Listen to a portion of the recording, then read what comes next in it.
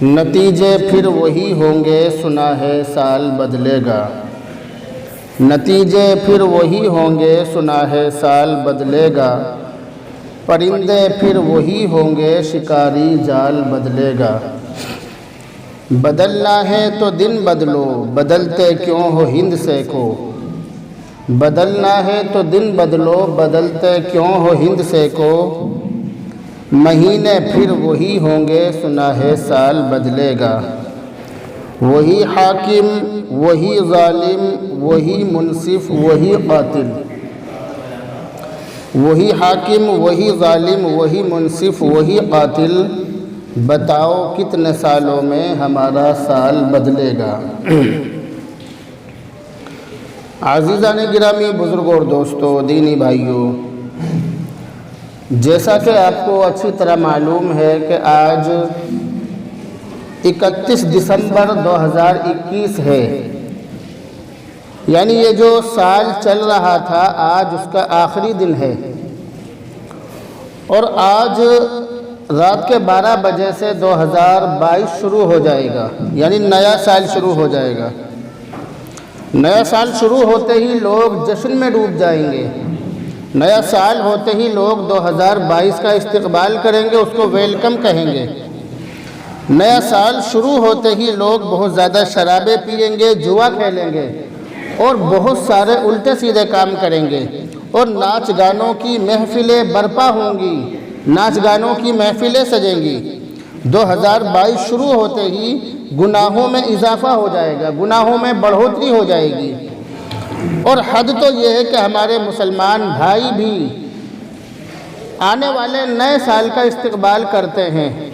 ہمارے مسلمان بھائی، نوجوان بھائی نئے سال کا استقبال بہت جوش و خروش سے کرتے ہیں، اور وہ یہ سمجھتے ہیں کہ ہم نے نئے سال کا حق ادا کر دیا، جبکہ حقیقت یہ ہے کہ نیا سال آنے پر مسلمان کو اپنا احتساب کرنا چاہیے، اپنا حساب لینا چاہیے، یعنی مسلمان نے اس گزرے ہوئے سال میں کتنے غلط کام کیے، اپنی زندگی کا حساب لینا چاہیے، اپنے گریبان میں جھانکنا چاہیے، اپنے گزرے ہوئے گناہوں سے، پچھلے گناہوں سے توبہ، اور آنے والے سال میں اچھے اور نیک کام کرنے کا عزم اور ہمت اور کوشش کرنی چاہیے۔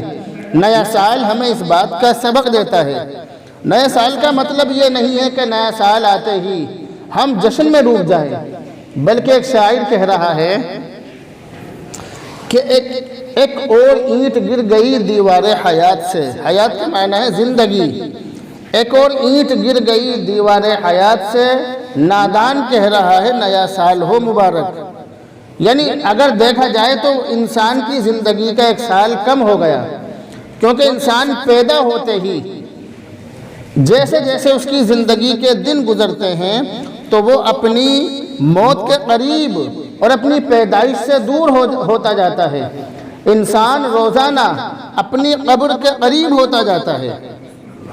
تو یہ جو نیا سال ہے، نیا سال کا مطلب یہ نہیں ہے کہ ہم نیا سال آنے پر جوش و خروش سے اس کا استقبال کریں، یا نیا سال آنے پر ہم جشن منائیں۔ نیا سال ہمیں اس بات کی اجازت نہیں دیتا، مذہب اسلام ہمیں اس بات کی اجازت نہیں دیتا کہ ہم نیا سال آنے پر اس کا استقبال کریں یا نیا سال آنے پر جشن منائیں، بلکہ نئے سال کا مطلب یہ ہے کہ ہم اپنے گزرے ہوئے گناہوں سے پرہیز کریں۔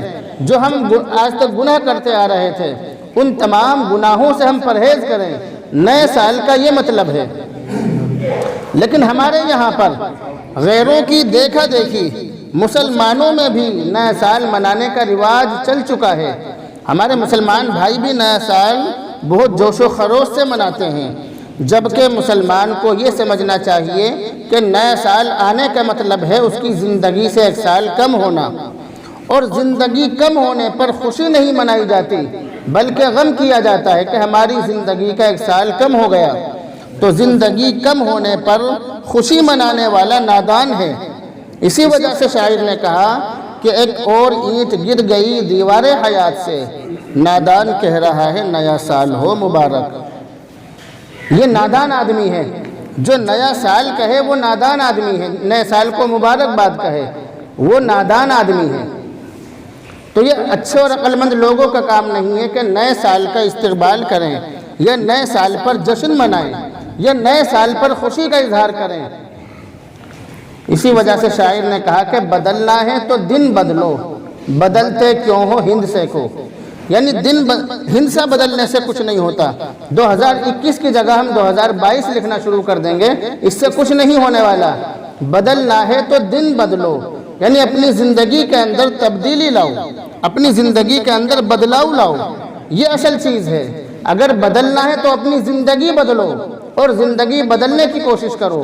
یہ نہیں کہ ہمیں اپنے آپ کو تو نہیں بدلنا ہے، لیکن جیسے گاڑی چل رہی ہے گاڑی چلانی ہے، تو ایسا نہیں کرنا ہے اور ایسے کرنا بھی نہیں چاہیے۔ مسلمان کی زندگی کا ایک ایک منٹ قیمتی ہے۔ مسلمان کو اپنی ایک ایک منٹ کے بارے میں، اپنی زندگی کے ایک ایک سیکنڈ کے بارے میں بہت زیادہ متفکر ہونا چاہیے، بہت زیادہ فکر مند ہونا چاہیے مسلمان کو۔ تو مسلمان کا کام یہ نہیں کہ بے فکری کی زندگی گزارو، بلکہ مسلمان کا کام یہ ہے کہ وہ اپنے وقت کا بہت بڑا لالچی ہو، اپنی ایک ایک منٹ کا لالچی ہو، کہ اس کا ایک ایک منٹ، ایک ایک سیکنڈ کہاں گزر رہا ہے، کیسے گزر رہا ہے، کس طرح کے کاموں میں گزر رہا ہے۔ ایک ایک منٹ کی، ایک ایک سیکنڈ کی اسے فکر کرنی چاہیے۔ ہمارے یہاں پر جب نیا سال آتا ہے تو کیلنڈر بدل جاتا ہے۔ ہمارے یہاں پر دیواروں پر سے پرانے کیلنڈر اتار دیے جاتے ہیں اور نئے کیلنڈر ٹانگ دیے جاتے ہیں، لیکن انسان کبھی اس بارے میں نہیں سوچتا کہ یہ جو کیلنڈر دیوار پر سے اتر رہا ہے یہ ہمیں کیا سبق دے رہا ہے، اور نیا کیلنڈر جو دیوار پر ٹنگ رہا ہے یہ ہمیں کیا سبق دے رہا ہے۔ ہر آنے والا کیلنڈر، ہر جانے والا کیلنڈر، دونوں ہی کیلنڈر ہمیں سبق دیتے ہیں۔ ہماری زندگی کے دن کم ہوتے جا رہے ہیں، ہمارے اعمال ریکارڈ میں رکھے جا رہے ہیں، ہم جو بھی کچھ کر رہے ہیں ان تمام پر گہری نگاہ رکھی جا رہی ہے۔ ما یلفظ من قول الا لدیہ رقیب عتید، بہت گہری نگاہ رکھی جا رہی ہے ہمارے دن اور رات پر، ہمارے 24 گھنٹے کے کاموں پر بہت پہلی نگاہ رکھی جا رہی ہے۔ اللہ کی طرف سے بہت زیادہ نگاہ رکھنے والے، بہت زیادہ قریب رہنے والے، ہر وقت جاگنے والے، ہر وقت محتاط رہنے والے فرشتے ہمارے ساتھ موجود ہیں، ہماری زندگی کا ایک ایک منٹ کا حساب لکھ رہے ہیں۔ تو یہ جو آنے والا کیلنڈر ہے، ہم خوشی سے اپنے گھروں میں کیلنڈر لے آتے ہیں اور پرانے کیلنڈروں کو اتار دیتے ہیں، لیکن وہی کیلنڈر ہمیں بہت بڑا سبق دیتے ہیں۔ وہ کیلنڈر ہمیں یہ بتاتے ہیں کہ اے غافل انسان، تیری زندگی کا 1 سال کم ہو گیا، تیری زندگی کی جو دیوار ہے اس سے ایک اینٹ گر گئی ہے۔ اب تیری زندگی آہستہ آہستہ، مہینہ مہینہ، سال سال اور گھنٹے گھنٹے، سیکنڈ سیکنڈ تیری زندگی کم ہوتی جا رہی ہے، تیری زندگی گھٹتی جا رہی ہے۔ آنے والا سال جشن منانے کا نہیں ہے، جیسے بہت سارے لوگ سوال کر رہے ہیں، واٹس ایپ پر بھی معلوم کر رہے ہیں، یوٹیوب پر بھی معلوم کر رہے ہیں کہ 1 جنوری کو جشن منانا یا 1 جنوری منانا جائز ہے یا نہیں مسلمان کے لیے۔ تو لوگوں کے ذہنوں میں اب تک یہی باتیں ہیں کہ نیا سال آنے پر مسلمان کو جشن منانا چاہیے، یہ باتیں لوگوں کے ذہنوں میں بیٹھی ہوئی ہیں۔ مسلمان کو تو یہ بھی معلوم نہیں کہ اس کا سال کون سا ہے یا کس سال کے حساب سے اسے اپنا حساب رکھنا چاہیے، مسلمان کو یہ بھی معلوم نہیں ہے، بہت سارے مسلمانوں کو۔ جبکہ کتابوں کے اندر لکھا ہے کہ چاند کی تاریخ کا حساب رکھنا فرض کفایہ ہے۔ اگر سارے ہی مسلمان چاند کی تاریخ کا حساب بھول جائیں گے تو گناہ گار ہوں گے۔ ہمارے یہاں پر جو کیلنڈر چلتے ہیں، عام طور سے 3 طرح کے کیلنڈر ہمارے یہاں پر چلتے ہیں۔ ایک کو کہتے ہیں شمسی کیلنڈر، یعنی جو سورج کے حساب سے چلتا ہے، جس کے مہینہ ہیں جنوری، فروری، مارچ، اپریل، ایک تو یہ کیلنڈر ہے۔ دوسرا کیلنڈر ہے قمری کیلنڈر، جس کو چاند کی تاریخ بھی کہتے ہیں، جس کے مہینے یہ ہیں محرم، صفر، ربیع الاول، ربیع الثانی، یہ اس کے مہینے ہیں۔ ایک کیلنڈر ہوتا ہے بکرمی کیلنڈر، اس کے مہینے ہیں چیت، بیساکھ، اساڑھ، ساون، یہ جو مہینے ہیں، جس کو ہندی کیلنڈر بھی کہتے ہیں۔ یہ 3 طرح کے کیلنڈر عام طور سے ہمارے ملک بھارت میں چلتے ہیں، عام طور سے یہی کیلنڈر چلتے ہیں۔ ان کے علاوہ 3-4 کیلنڈر اور ہیں جو ہمارے یہاں پر چلتے ہیں۔ لیکن مسلمان کو چاند کی تاریخ کے حساب سے معلوم ہونا چاہیے کہ کون سا مہینہ چل رہا ہے اور کون سی تاریخ ہے، ہر مسلمان کو معلوم ہونا چاہیے۔ لیکن ہمارے یہاں پر جب شادی کا کارڈ بنتا ہے یا جب لال خط لکھا جاتا ہے تو اس وقت تو اس کے بارے میں معلوم کیا جاتا ہے کہ آج کتنی تاریخ ہے چاند کی، یا فلاں دن کون سی تاریخ پڑ رہی ہے، مگر اس کے علاوہ کبھی معلوم کرنے کی کوشش نہیں کی جاتی ہے، جبکہ مسلمان کو چاند کی تاریخ کا علم ہونا چاہیے۔ ہمارے یہاں پر 3 طرح کے کیلنڈر عام طور سے چلتے ہیں۔ ان میں ایک کیلنڈر ہے قمری کیلنڈر، جو چاند کے حساب سے چلتا ہے، اس میں بھی 12 مہینے ہوتے ہیں جو میں نے آپ کو بتلائے، یہ رمضان المبارک، محرم، سفر، ربیع الاول، انہیں بٹھا دو، بیٹھ جاؤ بھی۔ یہ جو مہینے ہیں یہ مہینے چاند کے حساب سے چلنے والے مہینے ہیں۔ یہ جو مہینے ہیں چاند کے مہینے، ان میں کوئی مہینہ 28 کا یا 31 کا نہیں ہوتا۔ چاند کا جو مہینہ ہے 28 کا یا 31 کا نہیں ہوتا۔ اپنی زندگی میں ہم نے کبھی نہیں سنے کہ روزے 28 ہوئے یا 31 ہوئے، ہم نے کبھی نہیں سنے۔ یا تو 29 ہوں گے یا 30، 28 بھی نہیں ہو سکتے، 31 بھی نہیں ہو سکتے۔ یہ جو مہینے ہیں چاند کے حساب سے چلنے والے، اس کے جو مہینے کے دن ہیں 29 یا 30 دن ہوتے ہیں، 28 یا 31 نہیں ہو سکتے۔ اس کا جو سال ہے چاند کے حساب سے چلنے والا جو سال ہے وہ 354 یا 355 دن کا ہوتا ہے۔ 354 سے کم نہیں ہو سکتا اور 355 سے زیادہ نہیں ہو سکتا۔ یہ چاند کے حساب سے چلنے والا کیلنڈر ہے۔ دوسرا کیلنڈر ہے سورج کے حساب سے چلنے والا، جس کو شمسی کیلنڈر بھی کہتے ہیں۔ اس کے اندر اس مہینے کے جو دن ہیں صرف ایک مہینہ ہے 28 کا، ورنہ 30 یا 31 کے دن ہوتے ہیں۔ اس میں صرف ایک مہینہ ہے 28 کا جو ہوتا ہے، اور وہ مہینہ کون سا ہے آپ بول کے بتا دو کوئی، ہاں سب بول کے بتاؤ۔ فروری۔ فروری کا مہینہ 28 کا ہوتا ہے، لیکن صرف 3 سال تک 28 کا ہوتا ہے۔ کتنے سال تک بول کے بتاؤ؟ 3 سال تک۔ 3 سال تک سورج کے حساب سے چلنے والا جو سال ہے وہ 365 دن اور 6 گھنٹے کا ہوتا ہے۔ کتنے دن کا؟ 365 دن اور 6 گھنٹے کا۔ 3 سال تک وہ 6 گھنٹے چھوڑ دیے جاتے ہیں۔ چوتھے سال میں پچھلے 3 سالوں کے 6 گھنٹے اور چوتھے سال کے 6 گھنٹے، تو 6 چوک کتنے ہو گئے؟ 24، یعنی ایک دن بڑھ گیا۔ ہر چوتھے سال میں سورج کے حساب سے چلنے والا جو کیلنڈر ہے، ہر چوتھے سال میں اس کے دن کتنے ہوں گے بول کے بتائیے؟ 366۔ دھیان سے سنو، یہ چیزیں بہت ساری کتابوں میں سے نکال کے بتلائی جاتی ہیں۔ 366 دن ہوتے ہیں ہر چوتھے سال، مگر وہ چوتھا سال کون سا ہوگا یہ بھی معلوم ہونا چاہیے۔ وہ چوتھا سال کون سا ہوگا؟ جس سال میں دن 366 دن کا ہوگا سال، اس سال میں فروری کا مہینہ 29 کا ہوگا۔ کتنے کا ہوگا؟ 29 کا۔ مگر 29 کا کس سال ہوگا؟ باتیں کرتے کرتے پسینے آ رہے ہیں اتنی سردی میں۔ 29 کا کس سال ہوگا؟ اس کے بارے میں اہل علم نے یہ فارمولہ بتلایا۔ پسینے اس لیے آ رہے ہیں کہ میرے والد محترم بھی بیٹھے ہوئے اور میرے بہنی صاحب بھی بیٹھے ہوئے، اور ان کے سامنے بیان کرنا یعنی بہت ہمت کر کے مجھے بولنا پڑ رہا ہے، ورنہ مجھے پسینے عام طور سے سردی کے موسم میں آتے نہیں ہیں۔ تو میں یہ بتلا رہا تھا کہ ہمیں یہ کیسے پتا چلے گا کہ اس سال، سمجھنے کی چیز ہے کہ اس سال فروری کا مہینہ 29 کا ہے، یہ کیسے پتا چلے گا؟